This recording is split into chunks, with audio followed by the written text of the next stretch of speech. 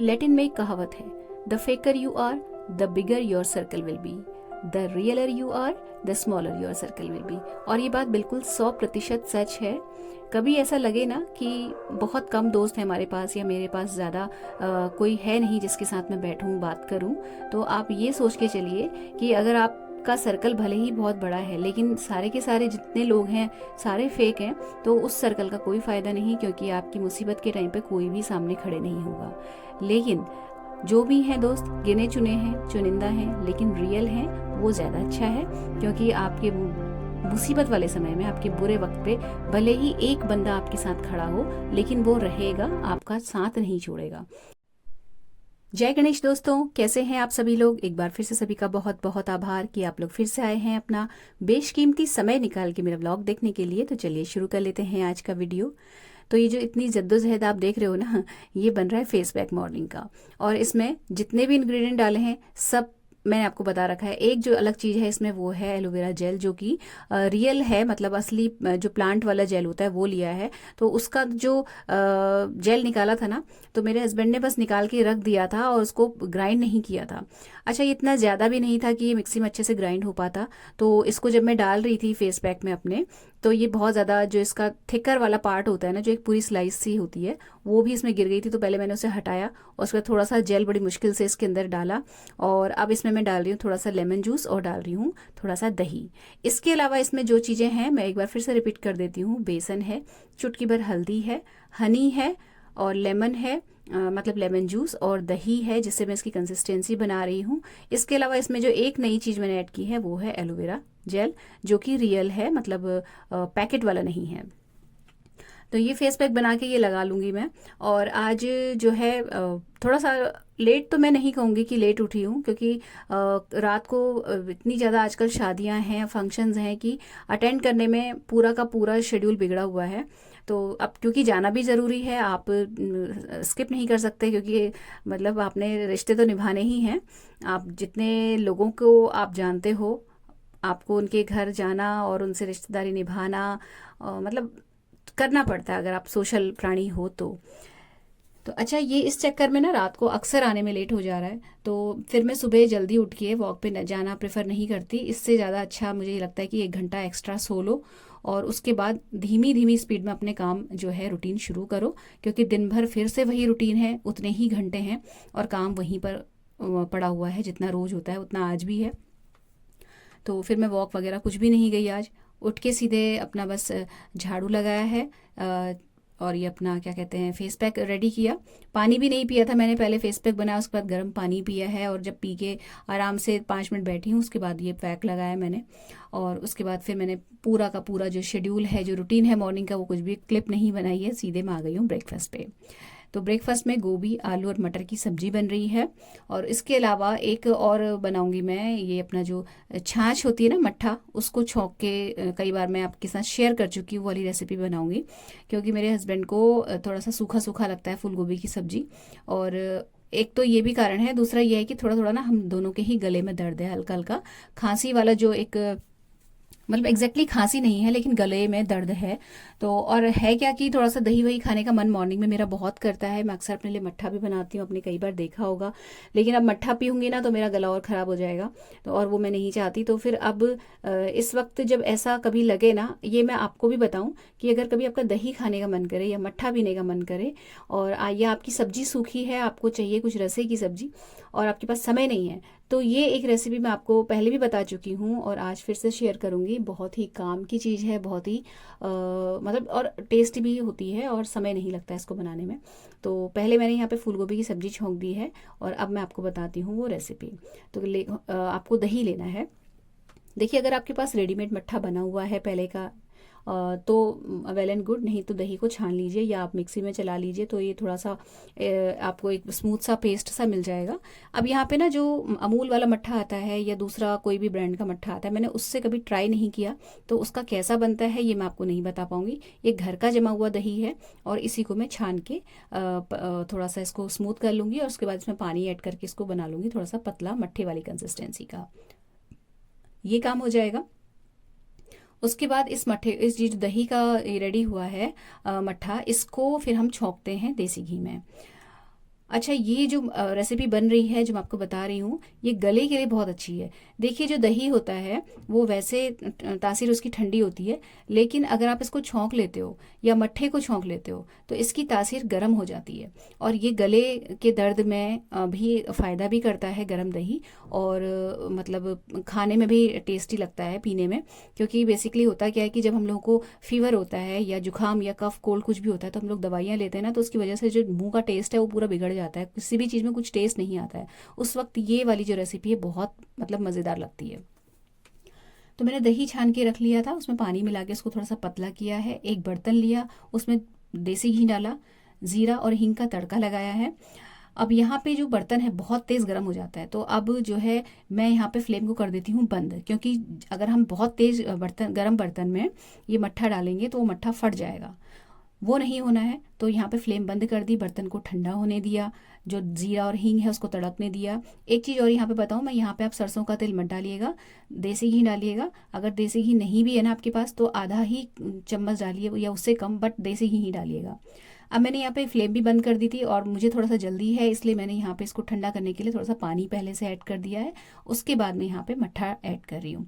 तो बेसिकली यहाँ पे कहने का मतलब ये है कि गरम गरम अगर बर्तन रहेगा या फ्लेम ऑन रहेगी, टेम्परेचर ज़्यादा होगा, तो ये मट्ठा डालने के साथ फटने लगेगा और फिर वो पानी अलग और छेना अलग, इस तरीके की उसकी जो कंसिस्टेंसी है वो हो जाएगी, जो कि बिल्कुल अच्छी नहीं लगती। तो आपको बस जीरा हींग तड़का के प्रिकॉशनरी के तौर पे, आप अगर पहली बार बना रहे हो तो फ्लेम बंद कर लीजिएगा। फिर भी अगर आपको लगता है कि बर्तन गर्म है या आपको जल्दी है तो आप पानी डाल के टेम्परेचर को कूल डाउन कर लीजिए। उसके बाद मट्ठा ऐड करिए, नमक डालना है, हल्दी डालनी है और कुटी हुई मिर्च डाल देनी है। इसके अलावा इसमें मैंने आज हरी मिर्च भी डाली है। अगर आपको हरी मिर्च का फ्लेवर ज़्यादा अच्छा लगता है तो आप कुटी मिर्च स्किप करके हरी मिर्च ही डाल लीजिएगा, तो ये थोड़ा चटपटा और खट्टा अच्छा लगता है। इसके बाद मैंने जब सारी चीज़ें इसमें मिला ली, फिर मैंने फ्लेम ऑन कर दी और अब मैं इसको कंटिन्यूअसली चलाऊंगी, मतलब छोड़ना नहीं है। ये नहीं कि आपने मट्ठे को छोंक दिया और आप इधर उधर घूमने निकल गए या किचन छोड़ के किसी और काम में लग गए, ये गलती बिल्कुल भी नहीं करनी है कि बहुत जल्दी रेडी हो जाता है। और बेसिकली यहाँ पे ट्रिक ये है कि हमें इसको बॉईल नहीं आने देना है। द मोमेंट इसमें बॉईल आएगा मट्ठा फट जाएगा, छेना अलग हो जाएगा, पानी अलग हो जाएगा, तो इसको हमें बॉईल नहीं करना है, इसको हमें तेज़ गर्म करना है, पहली चीज़। और दूसरी चीज़, आप जब अपनी थाली लगा रहे होंगे ना लंच की या डिनर की जो भी है, तो उसी वक्त इसको छौंकिए और जैसे ही ये तेज़ गर्म हो अपनी अपनी कटोरियों में डाल के इसको सर्व कर लीजिए। मतलब आप है क्या कि इसको उबालना तो है नहीं, हमने उबालेंगे तो ये फट जाएगा। बेसिकली हमें इसे सिर्फ तेज़ गर्म करना है, उसके बाद खा लेना है या पी लेना है। तो इस अभी आप इसको बना के रख लोगे, फिर आप जब अपनी थाली लगाओगे फिर से इसको गर्म करना पड़ेगा। तो उससे अच्छा है कि जब आप खाने के लिए बैठें उसी वक्त इसको फटाफट से छौंक लें। आप तैयारी के तौर पे दही को छान के रख सकते हो। कंटिन्यूअसली हिलाया मैंने इसको, जैसे ही ये तेज़ गर्म हो गया मैंने फ्लेम ऑफ कर दी। अब इसमें यहाँ पे मैं हरा धनिया डाल दे रही हूँ, जो कि बिल्कुल ऑप्शनल है तो डालिए, नहीं है तो कोई बात नहीं। वैसे डला हुआ बड़ा अच्छा लगता है, इसमें फ्लेवर अच्छा आता है हरा धनिया का। और मेरे पास है अभी एक्चुअली हरा धनिया रखा हुआ बिना हुआ, तो मैंने इसमें ऐड कर दिया है। ये अब यहाँ पे बिल्कुल तैयार हो गया है खाने के लिए। आप सूखी सब्जी के साथ इसको खाइए, रोटी चपाती के साथ। और अगर आपको ऐसे ही खाना है तो आप रोटी चपाती के साथ सिर्फ इसको भी डुबो के खा सकते हो, लगता बहुत अच्छा है। और जैसे मैंने बताया एक बार वैसे बना के ट्राई कीजिएगा ना, आपको बड़ा अच्छा लगेगा। और गले में गरम गरम लगता है ना जब गले के दर्द में, तो बहुत रिलीफ भी मिलता है। थोड़ा सा हरा धनिया जो बचा हुआ था वो मैंने फूल गोभी की सब्जी में डाल दिया। तो ये लोहे की कढ़ाई है इसलिए सब्जी थोड़ी सी काली काली सी हो रही है, तो उसके कलर पे मत जाइएगा, बट होती बड़ी यम्मी है। लोहे की कढ़ाई का जो फ्लेवर होता है ना, मुझे पर्सनली बहुत पसंद है, और मैं ज़्यादातर जो सूखी सब्जियां हैं मैं लोहे की कढ़ाई में ही बनाती हूँ। तो जी यहाँ पे जो अपना काम था ब्रेकफास्ट का वो ख़त्म हो गया। अब और लंच जो है आज मुझे नहीं बनाना है। कारण एक ही है कि जो मेरी मदर इन लॉ है उन्होंने लंच करने से मना कर दिया। तो जब वो नहीं करती है ना लंच, तो फिर मैं नहीं ही बनाती हूँ ज़्यादातर, क्योंकि मोस्टली मैं लंच नहीं करती और मेरे हस्बैंड जो हैं फिर मैं एक अकेले उनके लिए नहीं बनाती हूँ। और इसीलिए जो है ब्रेकफास्ट में 2-3 पराठे मैंने एक्स्ट्रा बना दिए थे ये दिन में खाने के लिए, मतलब या तो टिफ़िन चला जाएगा और नहीं तो वो खुद आके खा लेंगे इस तरीके से। तो आज जो है लंच नहीं बना। तो अब जो है थोड़ा सा किचन क्लीन करेंगे। तो पहले तो जो बर्तन जो टोकरे में रहते हैं वो लगाने बहुत ज़रूरी हो जाते हैं, क्योंकि उनमें नीचे जो बर्तन है वो दब जाते हैं ना, वो निकालने में बड़ी दिक्कत होती है। तो मैं किचन में घुसते ही पहला काम यही रहता है कि जो टोकरा है ना जिसमें बर्तन धुले हुए रखे रहते हैं, इसको खाली कर लेती हूँ। तो इसमें जो भी थोड़ा बहुत था बर्तन वो खाली किया। उसके बाद ये बर्तन धोने का कार्यक्रम, और ये किचन का जो कुक टॉप है वो साफ़ करूँगी। अच्छा, यहाँ पे अगर लंच बन रहा होता और मुझे लेट हो रहा होता तो फिर मैं कई बार किचन की जो गैस जो कुक टॉप है उसको साफ़ नहीं भी करती हूँ, मैं ऐसे ही चली जाती हूँ। फिर दिन में जब दोपहर में आती हूँ मैं दुकान से लौट के, तब मैं एक साथ ही गैस साफ़ कर लेती हूँ। बट ऐसा बहुत कम होता है। और बेसिकली जब दाल वाल बॉईल करो ना तो कई बार दाल जो है कुकर से बाहर निकल जाती है, तो उस वक्त फिर ये लगता है कि इसने गैस ने दोबारा से गंदा होना ही है। हाँ, तो फिर मैं नहीं भी पूछती हूँ कई बार। बट आज लंच का काम तो है नहीं, तो अब जो है किचन अच्छे से साफ़ सूफ करके जाऊँगी। और अब सीधे रात को ही यूज़ होगी किचन, तो इसलिए अच्छे से ही यहाँ पे क्लीनिंग हो जाएगी। और थोड़ा सा आज मुझे ऑफिस में भी काम ज़्यादा है, तो अभी टाइम से क्योंकि लंच नहीं बना है तो बहुत सारा समय बचा है, और समय से पहले ही मैं दुकान चली गई थी। प्लस आज लॉन्ड्री भी नहीं लगी थी, तो मुझे कपड़े वगैरह कुछ लाना नहीं था, ना ही मैंने सुबह फैलाने का काम बढ़ाया था। तो थोड़ा सा जल्दी भी चली जाऊंगी, और अगर काम समय से निपट गया तो अपने रोज़ वाले टाइम पे आ जाऊंगी, और नहीं अगर निपट पाया तो फिर 2:30-3-4 बजे तक भी आऊँगी, तो कोई प्रॉब्लम नहीं है, क्योंकि लंच का काम करना नहीं है। हस्बैंड को भूख लगेगी तो वो घर आके अपना खा लेंगे बना हुआ जो भी रखा है। अच्छा, इसके बाद ये जो किचन वगैरह साफ़ करने के बाद एक काम और जो रह जाता है वो है डाइनिंग टेबल साफ़ करना। तो फिर वही वापस वहीं पर बात आ जाती है। अगर लंच का काम होता तो मैं बस एक हाथ मार के थोड़ा सा थोड़ा बहुत भी अगर स्प्लेज हुआ होता तो उसको साफ़ कर देती, फिर लंच के टाइम पे प्रॉपर साफ़ करती हूँ। बट अभी जो है काम ख़त्म हो गया ऑलमोस्ट, किचन का कुछ भी काम नहीं बचा। सीधे अब रात को ही किचन जो है यूज़ होगी, तो फिर डाइनिंग टेबल भी अच्छे से यहाँ पे मैं वाइप ऑफ कर देती हूँ। और अब मौसम भी थोड़ा सा चेंज हो गया है ना, तो इतना ज़्यादा डस्ट वगैरह का टाइम भी नहीं है, तो इतनी गंदी होती भी नहीं है डाइनिंग टेबल। बस थोड़ा बहुत भी पानी वानी या कुछ ऐसा खाने पीने का सामान गिर जाए वो ही रहता है, अदरवाइज़ कुछ ऐसा गंदगी नहीं होती है। और यही अगर समर्स का टाइम होता मई जून का, तो ये डाइनिंग टेबल इतनी गंदी हो जाती है कि मुझे दिन में 3 बार या 4 बार भी इसको साफ़ करना पड़ता है, क्योंकि इसके ऊपर जस्ट जो है जाल है, और जाल से धूल और मतलब हवा धूल सब कुछ आता है। तो प्लस पॉइंट्स भी हैं कि वेंटिलेशन बहुत अच्छा रहता है इस जगह पे। तो माइनस ये है कि जब डस्ट वाला मौसम आता है ना, जब हवाएं चलती हैं, तब यहाँ पे बहुत ज़्यादा डस्ट भी आती है। इवन मुझे कई बार तो ऐसा होता है कि गर्मियों में 2 या 3 बार झाड़ू भी लगानी पड़ती है। अच्छा, सब कुछ क्लीनिंग हो गई, तो जैसा कि मैंने बताया ना मेरे गले में दर्द है, तो फिर अभी मैंने आजकल जो है 2-3 दिन से अपना जो हर्बल टी है वो नहीं पी पा रही हूँ। ये जो खांसी का आयुर्वेदिक सिरप है, इसको गर्म पानी में डाल के मैं पी लेती हूँ चाय की तरह, तो थोड़ा गले में भी रिलीफ मिलता है, प्लस इससे नींद नहीं आती। और नहीं तो वो जो इंग्लिश सिरप होते हैं ना, उनको पी के बहुत ज़्यादा नींद आती है और काम करने में बिल्कुल भी मन नहीं लगता। तो उसको मैं थोड़ा सा अवॉइड ही करती हूँ, क्योंकि मुझे बहुत ज़्यादा नींद आती है उसको पी के।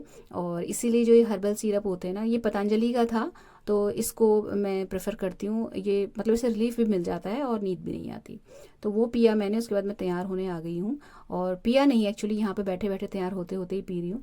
तो वीना जी का सवाल था कि पैरों के लिए को कुछ पूछ रही थी क्या लगाते हो, तो ये जो मैं आपको क्रीम दिखा रही थी ना, ये घर पे ही बनाई है मैंने। और एक वीडियो देख के ही बनाई थी एक्चुअली, और जब बनाई थी ना तो मुझे बिल्कुल भी उम्मीद नहीं थी कि ये इतना अच्छा इफ़ेक्ट डालती है। तो इसको बनाने के लिए मैंने देखिए 2 बॉटल में बना के रखा है। एक मैं अपने बेड साइड पे रखती हूँ और एक रखती हूँ ड्रेसिंग टेबल पे। तो जब रात को सोती हूँ तब लगा लेती हूँ एक बार, और मॉर्निंग में नहाने के बाद लगता है ये। तो अभी मैं आपकी इसकी कंसिस्टेंसी दिखा रही थी। तो ये ना मतलब एक तरीके का आप समझ लो 1:1 के रेशियो में, यानी कि 1 चम्मच, 3 चीज़ें लेनी हमें, एक एक चम्मच। इसमें एक है कैस्टर ऑयल, दूसरा है ग्लिसरीन, तीसरा है एलोवेरा जेल। तो इसमें जो कैस्टर ऑयल है उसको आप रिप्लेस कर सकते हो बादाम के ऑयल से भी, क्योंकि कैस्टर ऑयल बहुत थिक होता है तो बहुत बढ़िया काम करता है पैरों के लिए, इसलिए मैं कैस्टर ऑयल ही यूज़ करती हूँ।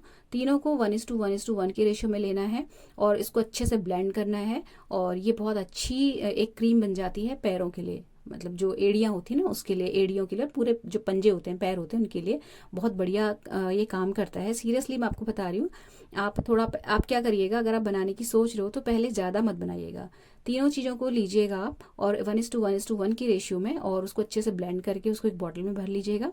इसकी कोई एक्सपायरी तो है नहीं, मतलब ऐसा नहीं है कि जल्दी ख़राब होने वाली चीज़ है, तो इसको आप बाहर ही रखो, फ्रिज में रखने की ज़रूरत नहीं है। और इसको नहाने के तुरंत बाद जब थोड़े से पैर मॉइस्ट होते हैं ना, उसके बाद पैरों में लगा लो, तो ये बहुत अच्छा काम करता है। अगर आपकी स्किन कुछ ज़्यादा ही रफ़ है तो यहाँ पे आप ग्लिसरीन और तेल की क्वांटिटी हल्की सी बढ़ा सकते हो।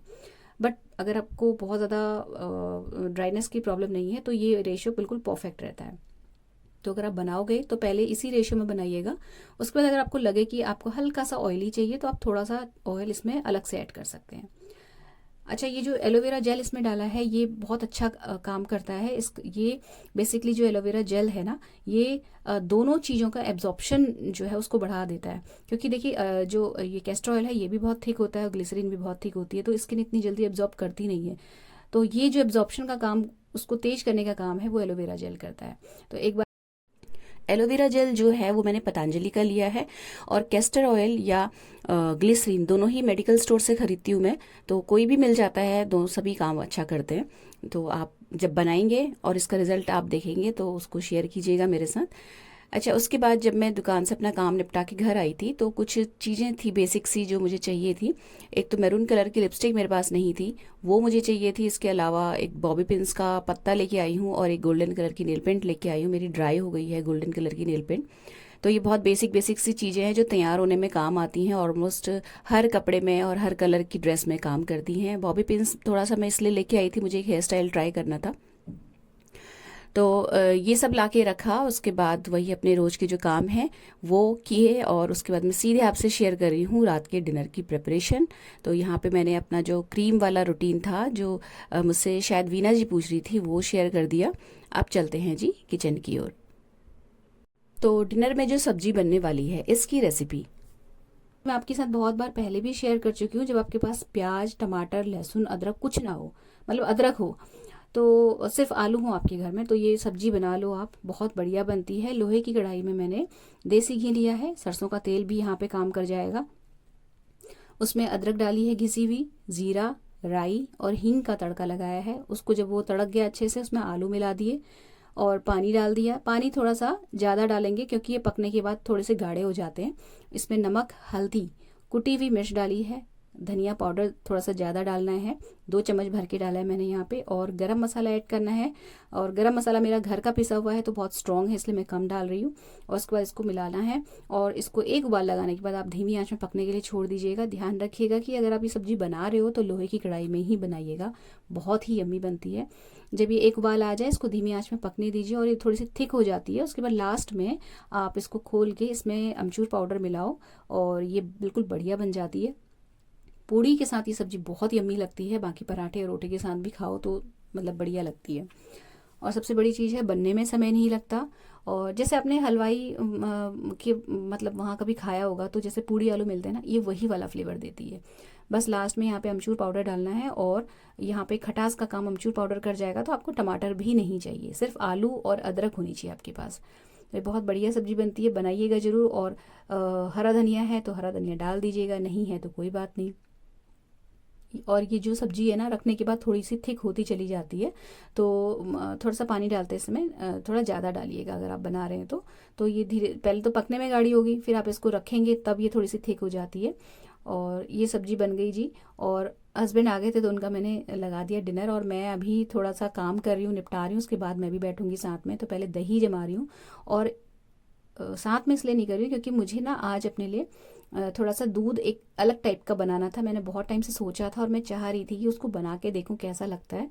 तो इसीलिए मैं उसको धीमी आंच में पकने के लिए छोड़ना चाह रही थी। इसलिए मैंने हस्बैंड से कहा कि आप जो हो अपना डिनर करो, मैं 2 मिनट में आई। तो पहले मैंने उस भगोने में जिसमें दूध रहता है, गर्म करके दूध को दही जमा लिया, और उसके बाद मैंने उसमें अपने लिए दूध पकने के लिए छोड़ दिया। तो मैंने उसकी रेसिपी आज शेयर नहीं की है, नेक्स्ट व्लॉग में ज़रूर शेयर करूँगी, क्योंकि मैं पहले चाह रही थी कि खुद चख लूँ कैसा होता है, फिर मैं अगर मुझे अच्छा लगेगा तो फिर मैं शेयर करूँगी। तो अब नेक्स्ट व्लॉग में पक्का आपसे शेयर कर दूँगी मैं। केसर बादाम वाला दूध बनाया था, तो बहुत बढ़िया, बहुत यम्मी मुझे लगा। और रात को कई बार मेरा मन करता है मीठा खाने का, तो बजाय कुछ और ऊट पटांग चीज़ खाने से अच्छा है कि इस तरीके की चीज़ खा लो या बना लो।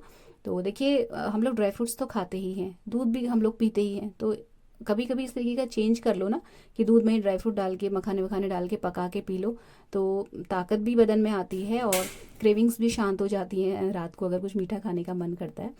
तो मुझे तो बहुत अच्छा लगा, मैं पक्का शेयर करूँगी। तो ये देखिए इस तरीके से बनता है। और हस्बैंड को तो अब मैं क्या ही बोलूँ, इन लोगों को चाय इतनी ज़्यादा पसंद है कि मैंने कहा कि मैं एक बार बनाती हूँ, आप पी के देखो। बट जो नहीं सुनता तो वो नहीं ही सुनता, आप कुछ नहीं कर सकते उसके लिए। तो मैं ज़्यादा लड़ती झगड़ती नहीं हूँ, ठीक है भैया तुम्हें जो खाना है खाओ।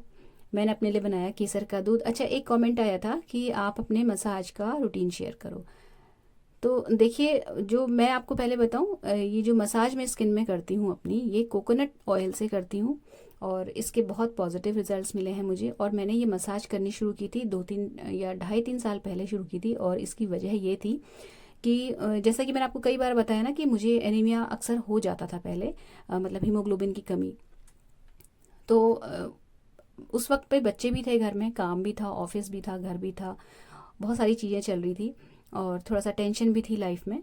तो मेरे को ना एनीमिया था और मुझे पता नहीं चला, और धीरे धीरे करते करते मेरा जो हीमोग्लोबिन है जब 7 पे आ गया, तब मेरे आंखों के नीचे आई बैग्स आने लगे हल्के हल्के। और जब वो आई बैग्स दिखने लगे, बहुत ज़्यादा विजिबल हो गए, तब मुझे थोड़ा सा मेरा अलार्म बजा कि कुछ गड़बड़ है। तो फिर जब मैंने नोटिस करना शुरू किया तो मुझे वीकनेस भी बहुत ज़्यादा थी, और जब चेकअप कराया तो पता चला कि हीमोग्लोबिन बिल्कुल रिड्यूस होकर 7 तक पहुँच गया है।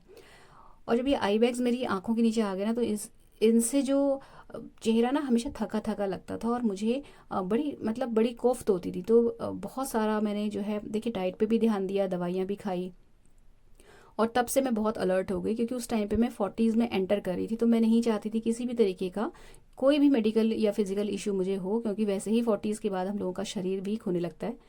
तो फिर मैंने अपना स्पेसिफिकली ध्यान देना शुरू कर दिया था। फिर मैंने एक्सरसाइज को अपनी रूटीन में लाया, योगा प्राणायाम सबको अपने रूटीन में धीरे धीरे शामिल किया चीज़ों को। और ये इतनी सारी चीज़ों के साथ मैंने एक चीज़ जो और शामिल की, वो थी स्किन की और चेहरे की, मतलब मसाज। तो मसाज की जो स्ट्रोक्स हैं वो मैं आपको इस वीडियो में आप जो है दिखाती जा रही हूँ वीडियो में, जो मैं करती हूँ। उसके अलावा मसाज के बहुत सारे स्ट्रोक्स होते हैं। बेसिकली हमें मसाज इस तरीके से करनी है कि जो स्किन है, क्योंकि देखिए लटकने लगती है स्किन, झुर्रियाँ आने लगती हैं, और कई लोगों को तो पिगमेंटेशन तक होने लगता है एक उम्र के बाद, मतलब इस हद तक स्किन का जो कोलेजन लेवल है वो कम होने लगता है। तो देखिए मसाज बहुत अच्छा काम करती है। बेसिकली हम लोग फेशियल कराने पार्लर्स में जाते हैं, तो हमारा मेन जो मकसद होता है यही होता है कि हमें एक अच्छी सी मसाज मिल जाए। अगर आप वही मसाज घर में डेली 5 मिनट दे लो ना अपनी स्किन को, तो आप देखिए चमत्कार की उम्मीद तो नहीं करेंगे, लेकिन आप नोटिस करने लगेंगे हल्के हल्के जो है स्किन में चेंजेस आने लगते हैं। सीरियसली मैं आपको बता रही हूँ। तो मैं कोशिश यही करती हूँ कि डेली सोने से पहले मसाज 5 मिनट का टाइमर लगा के मैं करती ही करती हूँ। सारे स्ट्रोक्स इस तरीके के होते हैं जो कि ऊपर की ओर होते हैं, मतलब ऊपर, मतलब नीचे से ऊपर की ओर, जैसे मैं आपको दिखा रही हूँ ना। जैसे मैंने अभी ये फिंगर्स का इस तरीके से बनाया, और अभी मैं अपनी ठुड्डी की साइड में कर रही हूँ, तो यहाँ की जो स्किन लटकने लगती है वो कंट्रोल होता है। देखिए हम बुढ़ापे को आने से रोक तो सकते नहीं हैं, उसने आना ही आना है। हम डिले कर सकते हैं, हम ये कर सकते हैं कि हम अपने लुक्स को इतना तो कम से कम मेंटेन करके रखें कि हम कहीं खड़े हों तो हमें कोई इग्नोर ना कर पाए, ये चीज़ है। तो उस टाइम पे जब मैंने आपको जैसे शेयर किया ना कि मैं ध्यान देना मैंने अपना शुरू कर दिया था, तो ये मसाज भी मैंने उसी वक्त से शुरू की थी।